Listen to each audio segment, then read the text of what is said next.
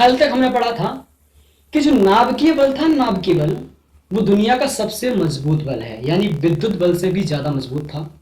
विद्युत बल कौन था? तो प्रोटॉन पर जो बल लगता है प्रोटॉन और प्रोटॉन के कारण, वो विद्युत बल कहलाता है। ठीक है, लेकिन नाभिकीय बल दुनिया का सबसे मजबूत बल है। क्या ब्लर क्यों आ रहा है?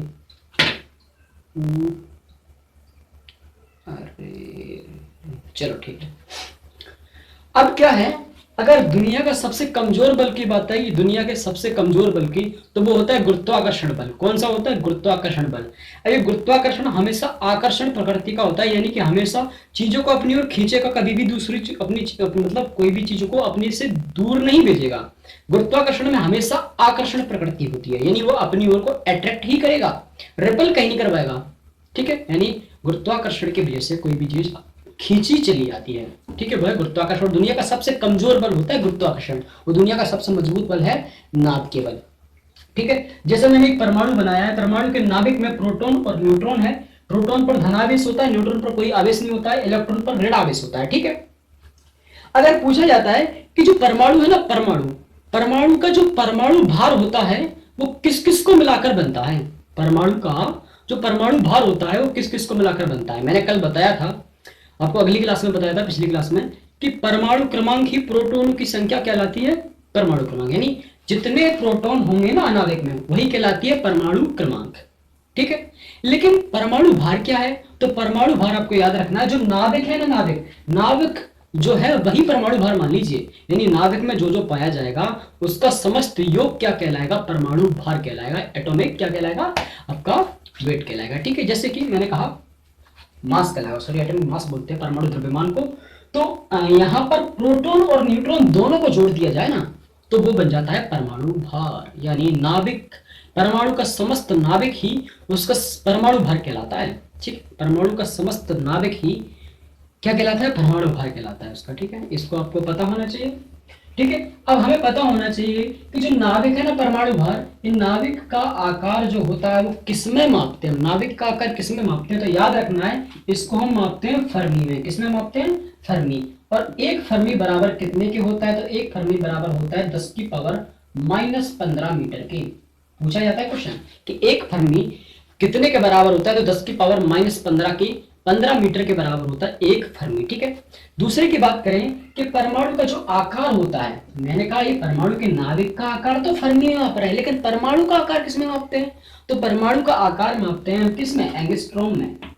किसमें मापते हैं? एंगस्ट्रॉम में। और एक एंगस्ट्रॉम बराबर क्या होते हैं? एंगस्ट्रॉम को इससे प्रदर्शित करते हैं। एक एंगस्ट्रॉम बराबर क्या होता है? ए बना देंगे, ऊपर उसके बिंदी लगा देंगे तो एंगस्ट्रॉम बन गया। ठीक है, एक एंगस्ट्रॉम बराबर होता है 10 की पावर -10 मीटर। क्या होता है?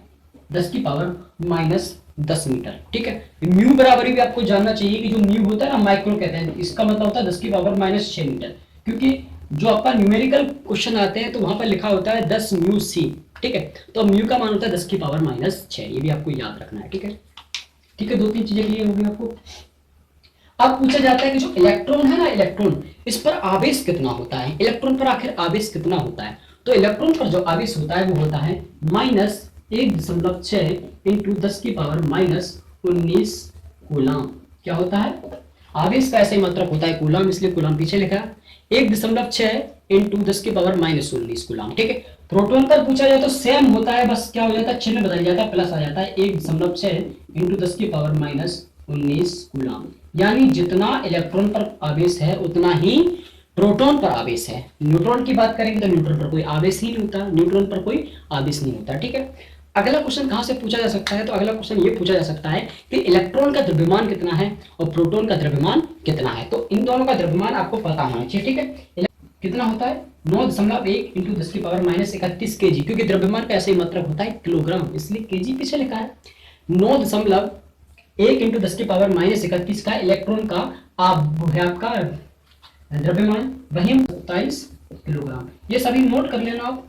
1.67 इंटू 10 की पावर -27 किलोग्राम। ठीक है, ये होता है प्रोटॉन पर, प्रोटॉन का द्रव्यमान। ये इलेक्ट्रॉन का था आपका 9.1 इंटू 10 की पावर -31 और प्रोटॉन का है 1.67 इंटू 10 की पावर -27 किलोग्राम। ये है आपका द्रव्यमान दोनों का। ठीक है, याद रखना है। इलेक्ट्रॉन की खोज की किसने की है? तो इलेक्ट्रॉन की खोज की है थॉमसन ने, जे थॉमसन, ठीक है। प्रोटॉन की खोज किसने की है? तो रदरफोर्ड ने की है, ठीक है। और गोल्डस्टीन ने नाम दिया था रदरफोर्ड का, प्रोटॉन का। और बात करें हम न्यूट्रॉन की खोज किसने की है? तो न्यूट्रॉन की खोज की है चैडविक ने, ठीक है। याद रखेंगे कैसे रहेंगे? तो ईंट पर नाच याद रखते हैं, ईंट पर नाच। ईंट पर नाच एक ट्रिक है। तो ई से इलेक्ट्रॉन और टा से थॉमसन, टॉमसन कहते हैं वैसे थॉमसन। ईंट, ई से इलेक्ट्रॉन और खोज थॉमसन, पा से प्रोटॉन खोज रदरफोर्ड, पा से प्रोटॉन खोज रदरफोर्ड, ना से न्यूट्रॉन खोज चैडविक, ठीक है। खोज चैडविक, ठीक है। ना से न्यूट्रॉन खोज चैडविक। तो आपको ये भी याद हो गया होगा, इलेक्ट्रॉन की खोज जे थॉमसन ने की है, प्रोटॉन की खोज रदरफोर्ड ने की है, और चैडविक ने की है न्यूट्रॉन की खोज, ठीक है। ये आपको पता होना चाहिए, ठीक है। अपन, अगर आपको ये वीडियो पसंद आ रही है तो वीडियो को लाइक करें, और इसका क्या करें, मैं इसकी आपको प्लेलिस्ट बना दूंगा, प्लेलिस्ट को भी आप सेव कर लें, और वीडियो को सब्सक्राइब कर दें, चैनल को सब्सक्राइब करें, वीडियो को नहीं। तो जिससे क्या हो गया, आपके पास नोटिफिकेशन आती रहेगी और मैं आपको पूरी की पूरी फिजिक्स करवा दूंगा, ठीक है। अगर वीडियो पसंद आई है तो वीडियो को लाइक करें, चैनल को सब्सक्राइब करना ना भूलें और शेयर भी करें। Thank you so much.